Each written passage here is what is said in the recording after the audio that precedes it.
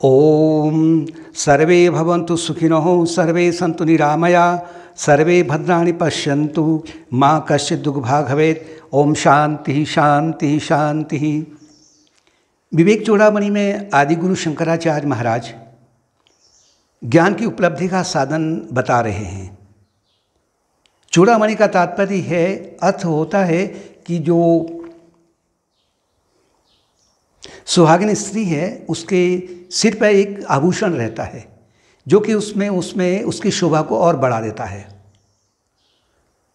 ठीक ऐसे ही विवेक चूड़ामणि वो सूत्र हैं, वो श्लोक हैं, वो अमृतवाणी है एक आत्मज्ञानी संत की, कि जो कि जीवात्मा रूपी सुहाग स्त्री के यानी जीवात्मा यानी साधक के सिर का एक आभूषण बन जाता है।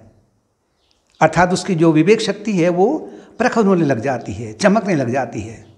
तो उसी क्रम में आगे को कह रहे हैं, अहो विमुक्त्यै प्रयतेत विद्वान संन्यस्त बाह्यार्थ सुख स्पृह सन संतम महांत समुपेत देशिकम तेनोपदिष्टार्थ समाहितात्मा। इसलिए विद्वान संपूर्ण बाह्य भोगों की इच्छा को त्याग कर करके महान संतों या अर्थात गुरुदेव की शरण जा कर करके उनके उपदेशों का श्रवण कर करके मुक्ति का प्रयत्न करें। विद्वान शब्द लिया गया है। प्रयतेत विद्वान, विद्वान का तात्पर्य है कि जो आध्यात्मिक मार्ग में आगे बढ़ा हुआ है और जिसकी बुद्धि प्रखर हो रही है, जो संसार को नश्वर देखते हुए संसार के भोगों की ओर जो लालायित नहीं रहता है, और जो निरंतर संतों की वाणी को, भगवान की वाणी को सुनने को जो निरंतर तत्पर रहता है, वो विद्वान है। तो ऐसे जो लोग हैं, ऐसे जो साधक हैं, उनको भोगों की इच्छा त्याग करके, क्योंकि संसार के जो भोग हैं वो कभी भी ये कभी भी कामना पूर्ति नहीं कराते हैं, यानी इनसे कभी भी इच्छा पूर्ति नहीं होती है। शास्त्रों में इसके प्रमाण भरे पड़े हुए हैं। इन पर विश्वास कर करके और जो संत महात्माओं की वाणी है उस पर विश्वास करके वो संसार के भोगों की ओर लालायित नहीं रहता है। जो उसके प्रारब्ध कर्मों के अनुसार में उसको जो प्राप्त हो रहा है उसी में वो संतुष्ट रह करके उनको एक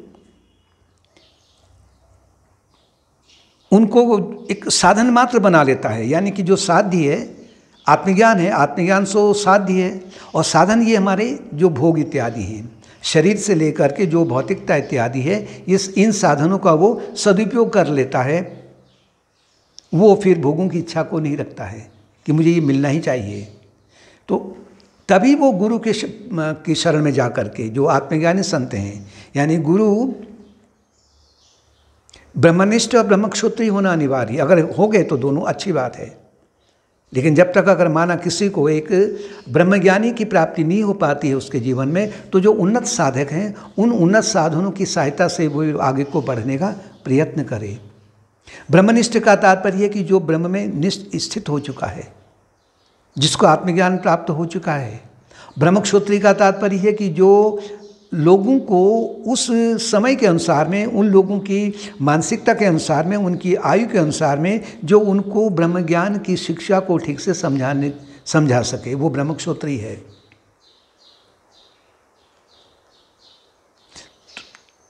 तो जिसने अब पिछले अनेक जन्मों से इस उपलब्धि को प्राप्त कर लिया है, यानी कि जिसका चित्त अत्यधिक शुद्ध हो रहा है, तो उसे गुरु की शरण में जाना चाहिए।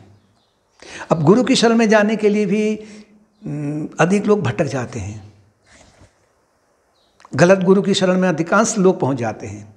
लोग अधिकांशतः देखते हैं कि जो बाहरी जो आवरण है, बाहरी जो रूप रंग है, बाहरी जो उसकी वैभवता है, उसका जो आश्रम है या उसका जो देह है लंबा चौड़ा है और शरीर में राख मली पड़ी हुई है, सिर के बाल जमीन तक फैले हुए हैं, और जिसके पास में हजारों की संख्या में भीड़ इकट्ठा हो रही है, वो समझते हैं कि यही एक महान गुरु है। गुरु को बाहरी रूप से नहीं जाना जा सकता है, क्योंकि गुरु के बारे में कहा गया है, गुकारस्य अंधकारो ही रुकारस्य तेजुच्यते अंधकार विनाशित्वात् गुरुरित्य भिधीयते। गु और रु दो अक्षरों का बना हुआ समूह है, शब्द है। गु का तात्पर्य है कि गुफा, जो हृदय रूपी गुफा है, वहाँ अज्ञान के कारण में जो अज्ञान का जो अंधकार जो बसा हुआ है अनंत जन्मों से, उसमें जो शरीर के रूप में जो गुरु आए हुए हैं, वो अपने उपदेशों के माध्यम से, अपनी वाणी के माध्यम से, अपने मन की शक्ति के माध्यम से, अपने कर्मों के माध्यम से जो उसके हृदय में प्रकाश कर दे। रु का तात्पर्य प्रकाश, वो गुरु कहलाता है। गुरु कोई बाहरी रूप से उसको आंका नहीं जाता है। हाँ, गुरु के पास में जाकर के ऐसा भान होगा कि ये इसके पास में आने से मेरा मन शांत हो रहा है, मेरे मन के कल्मश भी दूर हो रहे हैं, मेरी मन की इच्छाएं दूर हो रही हैं धीरे धीरे, और जिसकी वाणी केवल आत्मज्ञान पर ही केंद्रित रहती है, वो संसार के भोगों को अधिक महत्व नहीं देता है। अब ये भी नहीं कहता है कि संसार के भोगों को बिल्कुल ही छोड़ दो, क्योंकि प्रारब्ध कर्मों के अनुसार में जो भोग हमारे पास में आए हुए हैं, उन भोगों का अगर हम सदुपयोग करते हैं तो वही हमारे लिए साधन बन जाते हैं आत्मज्ञान को पाने के लिए। और ये जो मनुष्य देह है, शंकराचार्य जी कह रहे हैं कि उसे श्रवण, उपदेशों का श्रवण करना है उसे, और उसे अपने मुक्ति का प्रयत्न करना है। क्योंकि ये जो मानव देह है, गीता रामायण में भी कहा गया है कि साधन धाम मोक्ष कर द्वारा, ये जो शरीर है ये मोक्ष के द्वार को जाने के लिए एक साधन है। इसके माध्यम से ही मोक्ष की प्राप्ति हो सकती है मानव देह में ही। अन्य योनियों में बहुत कम चांसेस हैं, वो कोई रेयर चांसेस जिसे कह सकते हैं। सूर्य दुर्लभ सब ग्रंथ निगावा, सभी ग्रंथों में देवता वर्णन कर रहे हैं, बड़ाई कर रहे हैं इस मानव देह का, कि ये जो मानव देह है, अरे मानवो, ये तो हमें तो प्राप्ति नहीं हो पा रहा है, हम तो बड़ा प्रयत्न कर रहे हैं हम। उद्धरेत दात्मनात्मानं मग्नं संसार वारिधो रोग योगारूढ़त्व मासाद्य सम्यक दर्शन निष्ठया। निरंतर साधक को निरंतर सत्य वस्तु यानी आत्मा के दर्शन के लिए ही प्रयत्न करना है, और योगारूढ़ होकर करके उसे संसार समुद्र में डूबे हुए अपने आत्मा का अपने आप ही वो उद्धार करे। अब थोड़ी समस्या वहाँ खड़ी हो जाती है, कोई अगर मानक गृहस्थ है या आजकल का जो समय है, संसार है, वहाँ उतना एकांत का चांस नहीं मिलता है, लेकिन वो अपने सामने जो उसके कर्म आ रहे हैं, उन कर्मों को वो कर्मयोग में परिवर्तित करने का प्रयत्न करे। अर्थात वो अपने कर्मों को, सकाम कर्मों को धीरे धीरे निष्काम कर्मों में बदलने का प्रयत्न करे। अपनी भावनाओं को वो भगवान की पूजा में लगाए, यानी कि जो भी कर्म वो कर रहा है वो भगवान की पूजा हो रही है मानव सेवा के रूप में। अपने मन को, जो मन उसका निरंतर इधर उधर निरंतर भटक रहा है, उस मन को वो एकाग्र करने का प्रयत्न करे। इससे क्या होगा कि उसका जो दैनिक जीवन है, उस दैनिक जीवन में भी उसे एक अद्भुत लाभ होने लगेगा।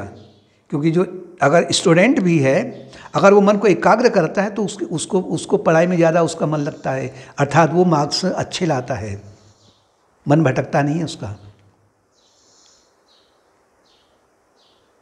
और ज्ञान मार्ग के माध्यम से, यानी कि बुद्धि का प्रयोग करते हुए, वो बुद्धि का प्रयोग ये करे कि मैं कौन हूँ, मेरे जीवन का लक्ष्य क्या है, मैं कहाँ से आया हूँ, मुझे ये जो मानव देह है ये क्यों मिला है, मैं इस परिवार में कैसे आया हुआ हूँ। और शास्त्र जो बार बार हाथ उठा उठा के कह रहे हैं, गुरु वशिष्ठो योग वशिष्ठ में कहते हैं, राम जी मैं दोनों हाथों को उठा करके बड़ी जोर की आवाज़ में कहता हूँ कि ये जो योग वशिष्ठ है ये मोक्ष को पाने का एक सबसे बड़ा महान साधन है। ये प्रतीक है कि अपने आत्मा का वो अपने आप ही उद्धार करे, यानी कि जो निम्न मन है, जो निम्न मन को जो उन्नत मन है उससे उसका उद्धार करे। आत्मा का तो उद्धार, आत्मा तो आत्मा ही है, पूनम का चाँद तो पूनम का चाँद है, सूरज तो सूरज ही है, आकाश तो आकाश ही है। लेकिन यहाँ जो जो आत्मा रब नाम का नाम दिया है कि वो निम्न मन और उच्च मन। निम्न मन वो जो है जो संसारिक व्यक्तियों के बीच में रह कर के फिर वही वो काम और क्रोध और लोभ या खाओ और पियो और मौज करो तक ही जो मन सीमित रहता है, उस मन को कहते हैं निम्न मन। उच्च मन को कहते हैं कि जो मन सत्संग से भीगा हुआ है, ज्ञान के अमृत से जो पुष्ट हो रहा है, कर्मयोग से जो मन निर्मल हो रहा है, शुद्ध हो रहा है, ध्यान योग से जो मन एकाग्रत हो रहा है, उस मन का प्रयोग करके वो नीचे वाले मन को, निम्न मन को वो नियंत्रित करे और वो अपने आत्मा का ही अपने आप ही उद्धार करे, तात्पर्य है। क्योंकि इस मार्ग में, संसार में तो जो कुछ हम प्राप्त करेंगे, इस जन्म में हमने बहुत सारी वैभवता प्राप्त कर ली है, मान सम्मान प्रसिद्धि बहुत प्राप्त कर ली है, लेकिन अगले जन्म में अगर जाएंगे तो फिर वहाँ से फिर हमें पहली सीढ़ी से ही आरंभ करना पड़ेगा और वो गारंटी नहीं कि वो वहाँ मिल जाएगा। लेकिन आध्यात्मिक क्षेत्र में भगवान कृष्ण भी कह रहे हैं कि नेहाभिक्रमना स्वस्ति प्रत्यायो न विद्यते स्वल्पम अप्यस्य धर्मस्य त्रायतो महतो भयात्, कि इस मार्ग में अल्प मात्रा में किया गया प्रयास भी कभी निष्फल नहीं जाता है। धर्म से त्रायतो महतो भयात्, ये महान भय जो महान दुख है या भय है, उससे छुटकारा पाने का बहुत बड़ा साधन है। भय किस चीज का है? जन्म और मृत्यु का भय है, पुनर्जन्म का भय है।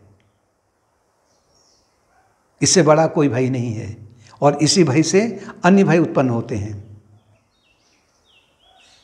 क्योंकि बुद्धि के माना इस जन्म में परम पद की प्राप्ति नहीं हो पाती है, निज स्वरूप का अनुभव नहीं हो पाता है। जहाँ पर बुद्धि अटकी पड़ी है, जिस सीढ़ी में बुद्धि गई हुई है, अगले जन्म में ठीक एक स्थिति ऐसी आती है कि वहाँ पर फिर वो बुद्धि उसको वहीं से पकड़ लेती है, नीचे से नहीं उठाती है, बल्कि वहाँ पर स्थिर है तो स्थिर है, वहाँ से उसकी यात्रा फिर आगे को और बढ़ती है। और फिर अगर माना उस जन्म में नहीं हुआ तो अगले जन्म में धीरे धीरे क्या होगा कि जो सीढ़ियाँ हैं वो धीरे धीरे ऊपर को बढ़ती जाती हैं और अंत में जो अंतिम सीढ़ी है, मोक्ष का जो धाम है, उसकी प्राप्ति हो जाती है। चित्तस्य शुद्धये कर्म न तो वस्तुपलब्धये वस्तु सिद्धिर विचारेण न किंचित कर्म कोटि भी।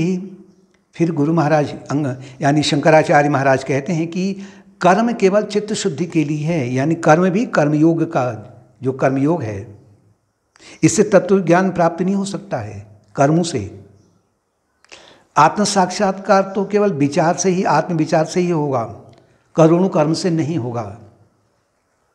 कर्म कोटि भी यानी जो करोड़ों का अगर कर्म भी किए हैं तो आत्मज्ञान नहीं हो सकता। अगर ऐसा होता तो लोग रात दिन जो अपने काम में लगे हैं, कार्य में लगे हैं, उनको आत्मज्ञान हो सकता है।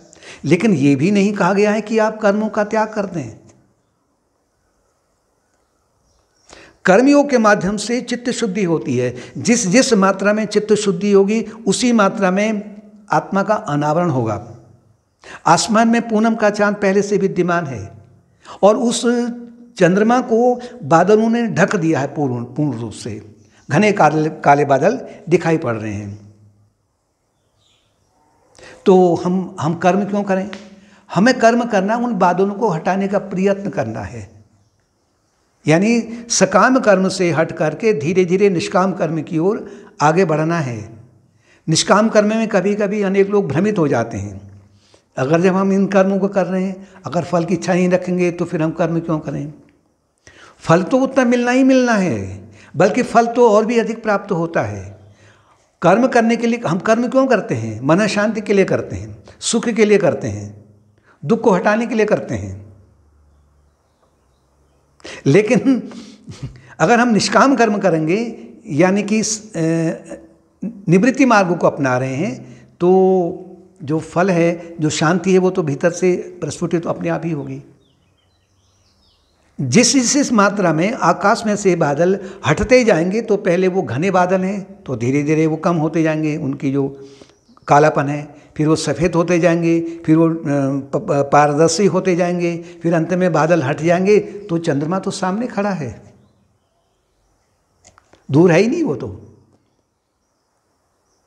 तो कर्मयोग से हमें चित्त शुद्धि का प्रयत्न करना, यानी कर्म को हम चित्त शुद्धि के लिए करें। यानी चित्त शुद्धि का तात्पर्य है कि हमारे कर्म ऐसे ना हो कि जिससे कि किसी को कोई हानि हो सके, अपना उद्धार हो, अपने मन में शांति बढ़े, धैर्य बढ़े, और दूसरों को उससे कष्ट ना हो, नुकसान ना हो दूसरों को। दूसरों के मन में उससे शांति बढ़े, क्षमा बढ़े, उनमें धैर्य बढ़े, उनमें एक शुभ प्रेरणा बढ़े उनके मन में। अब वो उनके मन के अनुसार में वो उन पर प्रभाव पड़ेगा, लेकिन अवश्य ही पड़ेगा, चाहे कम पड़े चाहे अधिक पड़े, लेकिन उसका ही अधिक प्रभाव अपने मन पर पड़ेगा। तो जिस जिस क्रम से चित्त शुद्धि होती जाएगी कर्म से, निष्काम कर्म से, तो अंत में आत्मन का जो अनावरण है वो तो भीतर अपने आप ही हो जाएगा। यानी कि आत्म साक्षात्कार कर्म से नहीं प्राप्त हो सकता है। आत्मा मैं कौन हूँ, बार बार ज्ञान योग का सहारा लेकर करके, जैसे कि मैं 3 शरीर नहीं हूँ, मैं पंचकोश नहीं हूँ, मैं 5 इंद्रियाँ नहीं हूँ, मैं मन नहीं हूँ, बुद्धि नहीं हूँ, प्राण नहीं हूँ, अहंकार नहीं हूँ, बल्कि इनके आधार पर मैं सच्चित आनंद स्वरूप हूँ, मैं प्रेम स्वरूप हूँ, मैं नित्य हूँ। ये जो अनेकों जो वाक्य हैं, इन वाक्यों को कहते हैं इन वाक्यों को कहते हैं तीर, जो राम जी के धनुष से निकलते हैं।